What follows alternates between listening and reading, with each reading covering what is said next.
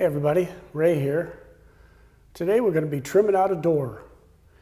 This is a little unusual because when I put this trim up against the wall here, it should actually be flush with the door jamb here. But you can see that it's offset by about 1/4 of an inch or so.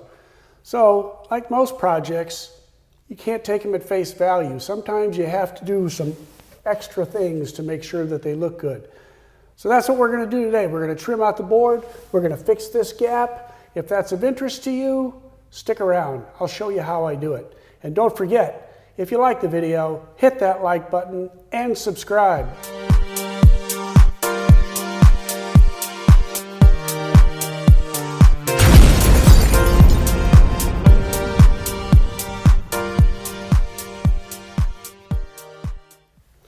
So as I mentioned in the intro, when I put this trim up, it should be seated flush against this door jamb here.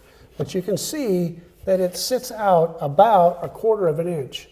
If it were just a small gap, I could probably lean it in a little bit and cheat and it would be okay. But it's really a large gap. It's even too large for me to want to fill it in with caulking or something like that. So what I'm going to do instead is I'm going to just get a thin piece of wood. Now it could be lattice, it could be a piece of 1/8 inch plywood that you've cut, or just a piece of 1/8 inch small trim if you can get a hold of it.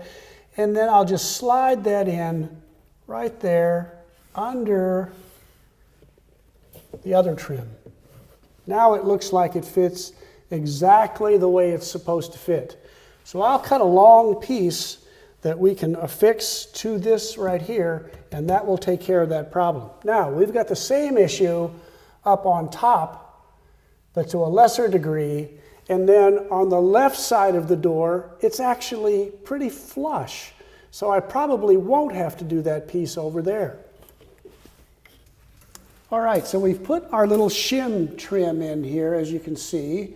I've done it on the side, I've done it across the top. I've not done the left side yet.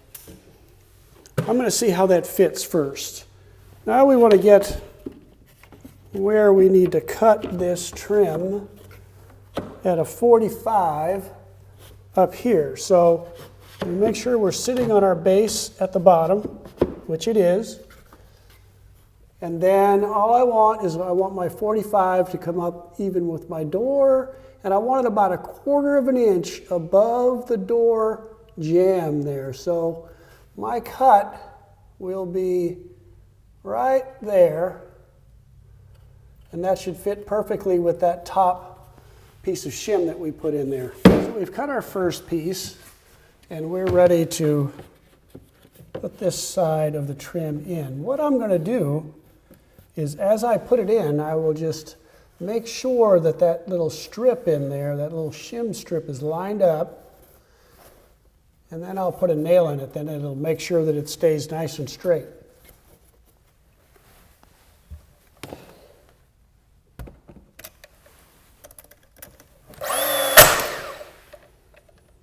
Okay, I'm not going to go too crazy with the nails. I'm just going to put a couple in such that when I get up toward the top, I can move that around a little bit if I have to make sure the joint is nice and tight.